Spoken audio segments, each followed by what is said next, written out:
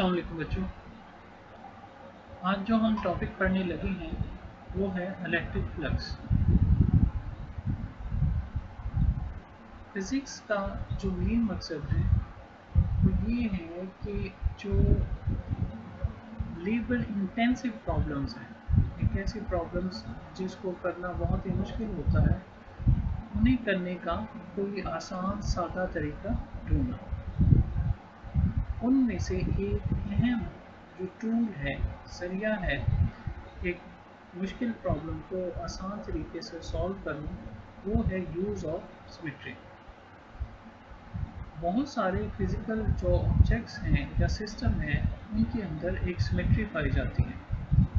मिसाल के तौर पे एक जो सिलेंड्रिकल बॉडी है, उसे अगर आप रोटेट करके देखें अपनी एक्सिस के अबाउट, तो वो आपको मुख्तलिफ नहीं दिखाई देगी, बल्कि ऐसे ही दिखाई देगा जैसा कि वो रोटेट करने से पहले था।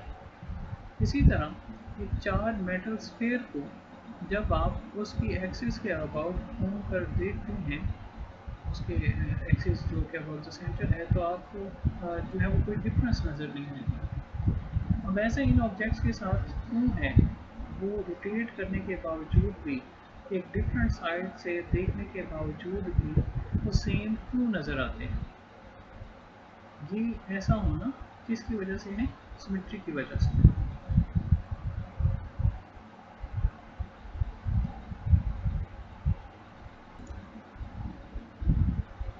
जब आप प्रॉब्लम्स करेंगे उन्हें सॉल्व, तो आप देखेंगे कि बहुत सारी ऐसी सिचुएशन हैं जहाँ पर आपको किसी एक या दो चार्ज से वास्ता नहीं पड़ता, बल्कि आपको ऐसी बॉडीज़ मिलेंगी जिनके पूरी जो बॉडी है वो चार्ज से बनी हुई है। जैसे कि एक चार्ज स्फीयर कर लें, एक चार्ज प्लेट कर लें, तो ऐसी सिचुएशन को चार्ज डिस्ट्रीब्यूशन कहते हैं, जिसमें चार्ज जो है वो स्प्रेड आउट है over a region then a single point.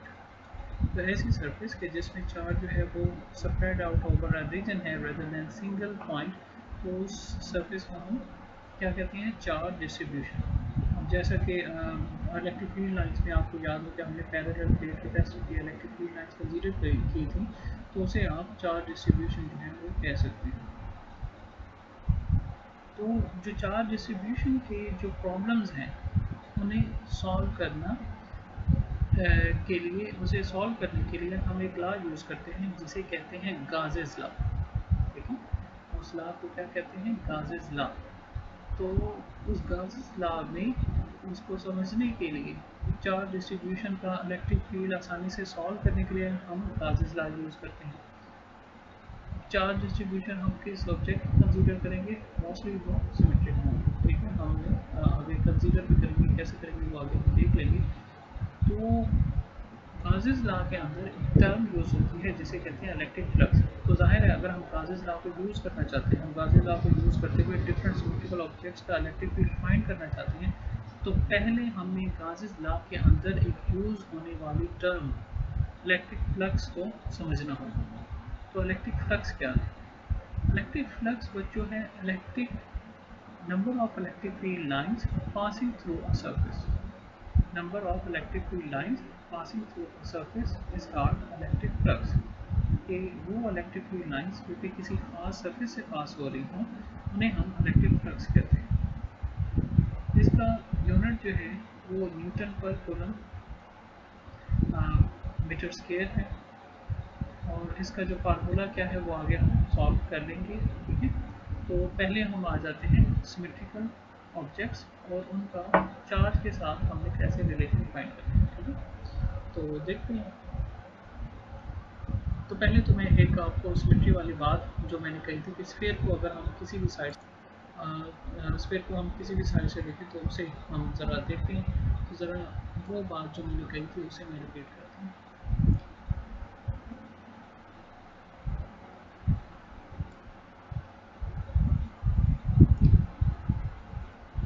ज़रा स्फीयर को देखें।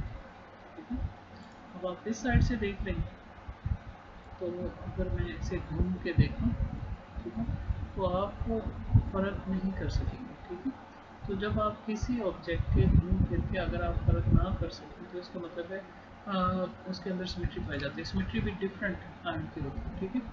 कौन सी किस्में हैं उसे यहाँ पे करने की हमें ज़रूरत नहीं है, बस आप ये याद रखें कि अगर हम इसके एक्सिस के अबाउट जो है रोटेट होकर देखें तो हमें इसमें कोई डिफरेंस नहीं नज़र आता। तो ये जो स्फीयर है ये क्या है, एक सिमेट्रिकल ऑब्जेक्ट।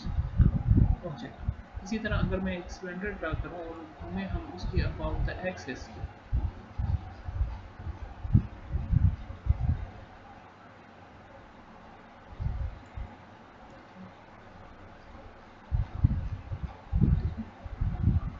सिलेंडर कंसीडर किया, अब हम द सेंटर इसके एक्सिस के अबाउट मूव कर देखते हैं तो हमें इसमें कोई फ़र्क नहीं नज़र आता। लेकिन ज़ाहिर है ऊपर से देखें तो फ़र्क नज़र आता है। तो हम इसकी सेंटर के अबाउट एक्सिस, इसका मतलब ये हुआ कि बाज़ ऑब्जेक्ट एक सिमेट्री को एक एक्सिस के अबाउट सिमेट्री को फॉलो करते हैं तो दूसरे एक्सिस के अबाउट हो सकता है कि ना करते हैं, ठीक है। तो इसके अंदर ये भी एक सिमेट्रिकल ऑब्जेक्ट है अबाउट सेंटर। तो अब जो चार्ज के हिसाब से क्या है उसे हम देखते हैं। पहले देखते हैं इस वीडियो। अब इसमें देखो, अगर आप सरफेस देख रहे हो तो उस सरफेस से इलेक्ट्रिक फील्ड लाइंस आपको क्या नज़र आ रही हैं? आपको ऐसा लगता है कि जैसे उसमें से इलेक्ट्रिक फील्ड लाइंस बाहर निकल रही हैं। अगर बाहर निकल रही हैं तो इससे आप क्या जज करेंगे? इससे आपको ये लगेगा कि जैसे उसके अंदर कौन सा चार्ज है, पॉजिटिव चार्ज, ठीक है। उसके अंदर कौन सा चार्ज है, पॉजिटिव चार्ज है। तो ज़रा देखते हैं, मैंने नहीं बनाया पॉजिटिव और या देख सकते हैं।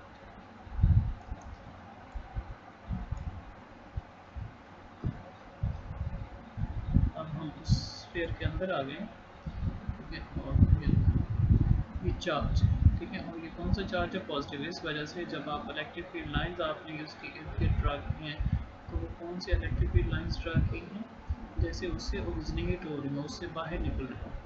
अब अगर आप देख सकें तो इसके बाहर आपने एक स्फीयर सा ड्रा किया। अब ये स्फीयर एक इमेजिनरी सरफेस है जो कि आपने उस चार्ज के इर्द गिर्द ड्रा की है। तो समटाइम्स हम जो चार्ज डिस्ट्रीब्यूशन का इलेक्ट्रिक फील्ड फाइंड करने के लिए, चार्ज डिस्ट्रीब्यूशन का इलेक्ट्रिक फील्ड फाइंड करने के लिए हम एक सरफेस कंसीडर करते हैं जो सिमेट्रिकल है। तो उस सरफेस को हम गाजियन सरफेस कहते हैं, ठीक है। इस ये कितनी होनी चाहिए ये हम पर डिपेंडेंट है। हम बहुत बड़ी भी ड्रा कर सकते हैं, ठीक है, और छोटी भी ड्रा कर सकते हैं, ये आप पर डिपेंड करता है, ठीक है।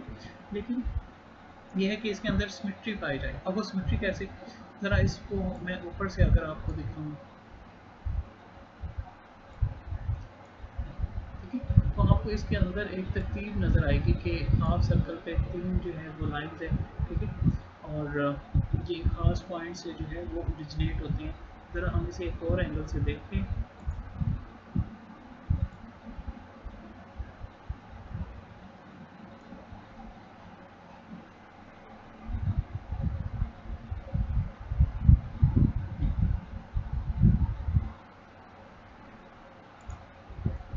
ज़रा इसको देखें तो आप इसमें देखेंगे कि ये जो सर्कल है ये इक्वल पॉइंट्स में डिवाइड हमने करके, जो ऊपर से हमें नज़र आ रहा है सर्कल, ठीक है, स्फीयर है ये ऊपर से हमें जो है वैसे नज़र आ रहा है। तो उसको हमने एक खास पॉइंट पे डिवाइड करके हमने देखा कि वो जो इलेक्ट्रिक फील्ड लाइंस हैं वो उसमें से पास हो रही हैं। अगर हम हाफ हाफ करें तो एक हाफ से 3 इलेक्ट्रिक फील्ड लाइन निकल रही हैं और दूसरे हाफ से 3 इलेक्ट्रिक फील्ड लाइन निकल रही हैं। बाकी आप ऊपर नीचे डिपेंडिंग अपॉन कि आप किस तरह ड्रा करना चाहते हैं, वो और भी number of electric field lines draw कर सकते हैं। लेकिन वही कि उसके अंदर एक अपने तरतीब यानी कि इस तरह कंसीडर किया। और ऐसा क्यों हुआ, क्योंकि हमने चार्ज को कंसीडर किया है एट द सेंटर, ठीक है। उस चार्ज को हमने एट द सेंटर जो है at the centre of the sphere consider किया है। तो इस वजह से इसके तरतीब आई। अगर ना करते तो फिर क्या होता, फिर सिमेट्री ना रहती, फिर सिमेट्री ना रहती तो क्या होता, तो फिर ये होता कि इलेक्ट्रिक फील्ड लाइंस को हम आसानी से फाइंड करने के लिए हमने ये सिचुएशन एक गाजियन सरफेस उसके अंदर कंसीडर की। अगर नहीं करेंगे तो वो चीज़ कि हम आसानी से करना चाहते हैं वो फिर आसान नहीं रहेगी, आपके लिए फाइंड करना मुश्किल हो जाएगा। तो जाहिर है आप ये स्टेप ये इसलिए है कि आप इलेक्ट्रिक फील्ड को इजीली फाइंड कर सकें। अब एक और सिचुएशन देखते हैं। तो इसको देख के, ये जो सिचुएशन है इसको देख के आपको क्या लगता है कि एक इलेक्ट्रिक फील्ड लाइन एक स्फेरिकल स्फीयर के अंदर एंटर हो रही है, तो इसके अंदर कौन सा चार्ज होगा? Negative charge. ठीक है, इस व्यू से देखते हैं। तो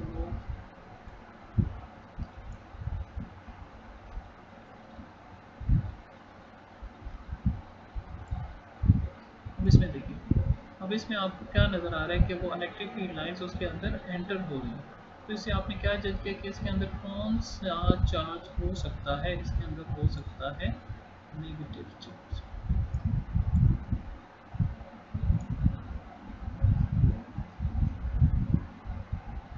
इसके अंदर नेगेटिव चार्ज,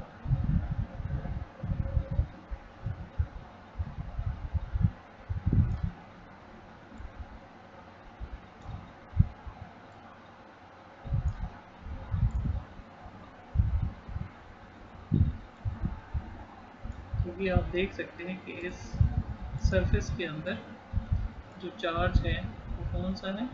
नेगेटिव।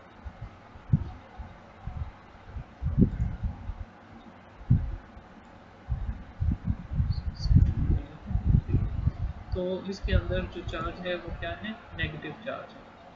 अच्छा, तो इससे हमें ये क्लियर हुआ कि अगर जो है वो हम एक ऐसी सरफेस कंसीडर करते हैं कि जिसके अंदर इलेक्ट्रिक फील्ड लाइंस एंटर हो रही हो, तो वो गाजियन सरफेस के अंदर कोई नेगेटिव चार्ज है।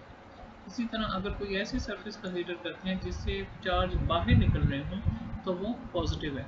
और इसमें भी जो नेगेटिव वाली है उसमें भी अगर आप देखें तो एक तरतीब पाई जाएगी। अगर मैं ऊपर से आपको दिखा सकूँ, ठीक है, तो इसमें आप देखें कि आपको एक तरतीब नज़र आएगी कि वो एक ख़ास एंगल पे जो है वो एंटर हो रहे हैं। अब यहाँ पे हमने चार जो है वो इलेक्ट्रिक फील्ड लाइंस कंसीडर की, ये हम पर डिपेंडेंट है कि हम कितनी ड्रा करते हैं और किस साइड से ड्रा करते हैं। मोस्टली मैंने इसे जो इलेक्ट्रिक फील्ड लाइंस हैं वो 2 डायमेंशनल में ड्रा की हैं। ठीक है, तो अब यहाँ पर हमने सर्कल को 4 इक्वल पार्ट्स में डिवाइड किया है। तो हमने जो सिमेट्री है उसे कायम रखी है, जो चार्ज है वो सेंटर में रखा और जो इलेक्ट्रिक फील्ड लाइंस हैं उसे भी उस सर्कल के थ्रू जो हमें नज़र आ रहा है स्फीयर, उसके इवनली डिस्ट्रीब्यूट किया। अगर इवनली डिस्ट्रीब्यूट ना करें तो फिर आपको फिगर जो है वो कैसी नज़र आएगी, उसके लिए भी मैंने एक फिगर ड्रा किया वो ये। इसमें अगर आप देखें, अब इसमें चार्ज तो पॉजिटिव ही रखना है। ठीक है, वही चार्ज है, पॉजिटिव ही है, लेकिन यहाँ पर हमने उसे सेंटर में नहीं रखा। ठीक है, जब जाहिर है सेंटर में नहीं रखा तो उसकी वजह से क्या हुआ कि जो फील्ड लाइंस आई हैं वो इवनली डिस्ट्रीब्यूट नहीं रही। ठीक है, उसमें आप देखेंगे कि वो फील्ड लाइंस के अंदर वो पैटर्न नहीं है जब आपने सिमेट्रिकल लेके किया था तब। तो इसे देखते हुए यहाँ से,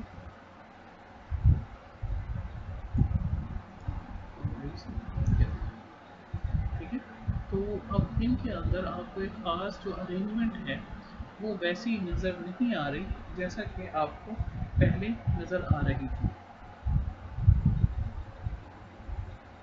तो अब ऐसा क्यों है? सही, इसकी वजह यह है कि हमने जब चार्ज को प्लेस किया है तो इस तरह प्लेस किया है कि हमने सिमेट्री का ख्याल नहीं किया।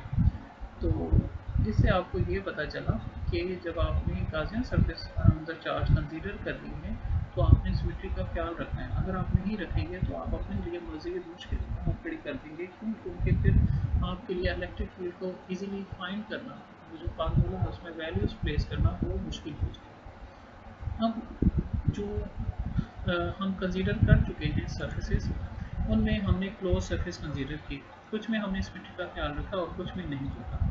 अब हम एक और सिचुएशन को डील करने जा रहे हैं कि अगर हम सरफेस क्लोज ना रखें तो फिर क्या होगा। अब ज़रा हम इसको देखें। अब ये वो सरफेस हमने कंसीडर की है जो क्लोज नहीं है, इसके अंदर चार्ज नहीं है। जब चार्ज नहीं है और इसमें से हमने इलेक्ट्रिक फील्ड लाइंस जो है वो पास करती हुई नज़र आ रही है। अब इलेक्ट्रिक फील्ड लाइंस जो है वो हमें इसमें से पास होती हुई नज़र आ रही है, तो इससे हम क्या कंक्लूजन जो है वो ड्रा कर सकते हैं?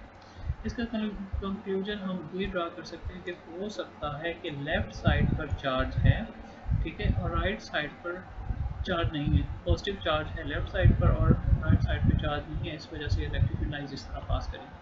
या एक और कंक्लूजन हम ये भी ड्रा कर सकते हैं, और वो ये है कि लेफ्ट साइड पर पॉजिटिव चार्ज है और राइट साइड पर नेगेटिव चार्ज है, जिसकी वजह से ऐसी फील्ड लाइंस ड्रा हुई।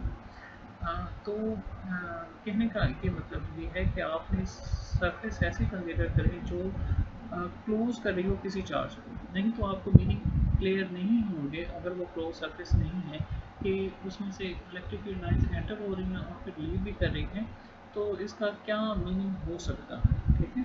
तो वो मीनिंग आपको क्लियर नहीं होगा, तो इस वजह से जब भी आप कोई सरफेस कंसीडर करें तो उसके अंदर चार्ज इंक्लोज होना चाहिए। तो अभी ये भी क्लियर हो गया कि अगर चार्ज इंक्लोज नहीं है तो उनकी जितनी फील्ड लाइंस एंटर हो रही हैं उतनी लीव कर रही हैं, जिसका मतलब ये है कि अब हमने फ्लक्स को कैसे डिफाइन किया, number of electric field lines passing through our surface. तो अगर जितनी एंटर हो रही है उतनी लीव कर रही है, तो हम ये भी कह सकते हैं कि उसमें से जो फ्लक्स है वो जीरो। खैर इस बात को हम आगे भी डिटेल से डिस्कस करेंगे। तो इससे ये है कि आपको ये पता नहीं चलता इसके अंदर चार्ज क्लोज है, राइट साइड पर है, लेफ्ट साइड पर है, तो फिर इस वजह से इस तरह आप जो क्लोज सरफेस है वही कंसीडर करें, ताकि आपको क्लियर हो कि इलेक्ट्रिक फील्ड लाइंस क्या एंटर हो रही हैं। अच्छा बच्चे, अब हमने इसमें एक और, क्या अब हम चाहते हैं कि अब जो बेसिक्स है वो हमें क्लियर हो चुके हैं कि अगर इलेक्ट्रिक फील्ड लाइंस जो है किसी से ओरिजिनेट हो रही हो, तो इसका मतलब ये है कि इलेक्ट्रिक फील्ड लाइंस जो है उसमें से निकल रही हैं, और जो जितनी number of field lines passing through are बच्चों, जहाँ पर हमने एक एरिया एलिमेंट ली, ठीक है, और उसके ऊपर परपेंडिकुलर ड्रा किया, तो हम कह सकते हैं कि इस एरिया एलिमेंट की ये डायरेक्शन, तो इससे ये भी पता चला कि एरिया एक्ट कर सकता है एज अ वेक्टर के तौर पे। मीन कि एरिया जो है वो स्केलर के तौर पे भी लेते हैं, लेकिन एरिया को वेक्टर के तौर पे, एरिया एलिमेंट को हम वेक्टर के तौर पे भी ले सकते हैं, अगर हम उस एरिया एलिमेंट के ऊपर परपेंडिकुलर ड्रा करें।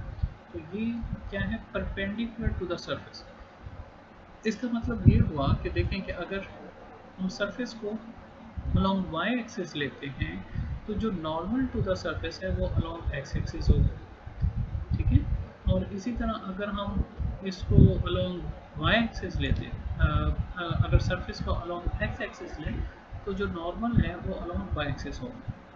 अब यहाँ पर जो मैंने एनिमेशन बनाई है इसमें आप ये देखेंगे कि आखिर किस तरह जो orientation of the area element है, यानी कि जिससे मतलब जो भी सरफेस होगी, अगर हम सरफेस डिस्ट्रीब्यूशन लेंगे तो समटाइम्स ऐसा होता है कि जो सरफेस है उसके डिफरेंट पॉइंट के साथ जो फील्ड लाइंस हैं वो डिफरेंट एंगल बनाती हैं। तो जो एरिया एलिमेंट का एंगल है विद द फील्ड लाइंस, वो चेंज होने से कैसे फ्लक्स पे अफेक्ट पड़ेगा। तो इसमें आप देख सकते हैं, अब इसमें हम देख क्या कर सकते हैं कि इसके अंदर जो करेक्टरिस्टिक्स है वो किसकी हैं, डॉट प्रोडक्ट वाली। डॉट प्रोडक्ट वाली कैसे, कि जब इलेक्ट्रिक फील्ड लाइंस पैरेलल है,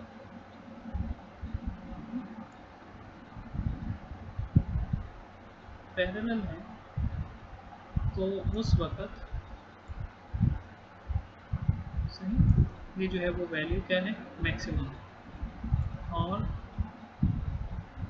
जब 0 और 90 के दरमियान एंगल है तो दरमियान दरमियान में वैल्यूज हैं, लेकिन जब एंगल 90 हो जाता है, ठीक है, जब एंगल 90 हो जाता है तो number of field lines passing through the surface जो है वो क्या हो जाती है, ज़ीरो हो जाती है। तो इसके अंदर कौन सी कैरेक्टरिस्टिक्स पाई जाती हैं, डॉट प्रोडक्ट वाली, डॉट प्रोडक्ट वाली, ठीक है। डॉट प्रोडक्ट वाली कैसे, कि वो जो है मैक्सिमम होती थी जब एंगल ज़ीरो होता था, और मिनिमम होती थी जब एंगल जो है वो क्या हो जाता था, 90 हो जाता था। तो इस एनिमेशन में आप ये देख सकते हैं कि अगर जो normal to the area element है, normal to the area element, ये जो ब्लू कलर का एरो लगाया हुआ है इसे आप देख सकते हैं। तो अगर normal to the area element parallel है, normal to the area element parallel है किसके, इलेक्ट्रिक फील्ड लाइंस के, तो फ्लक्स मैक्सिमम है, field lines passing through the surface maximum है। और जब 90 है तो मिनिमम है। तो इस तरह हम ये जज कर सकते हैं कि अगर हमने इलेक्ट्रिक फ्लक्स फाइंड करना है तो हम डॉट प्रोडक्ट लेंगे एरिया और इलेक्ट्रिक फील्ड लाइन्स। अब वो कैसे लेंगे वो हम नेक्स्ट में देखेंगे।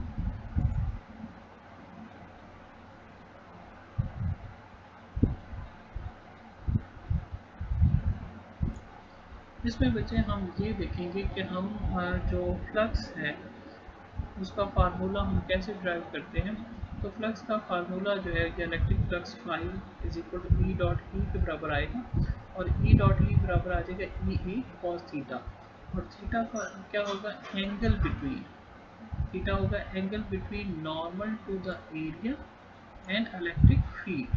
नॉर्मल टू द एरिया, ये जो ब्लू डॉट है नॉर्मल टू द एरिया और ये जो रेड है एरो ये रिप्रेजेंट कर रहा है इलेक्ट्रिक फील्ड की डायरेक्शन। ठीक है, तो अब हमने ये क्या किया, इसे मैं स्लो मोशन में करके आपको दिखाता हूँ।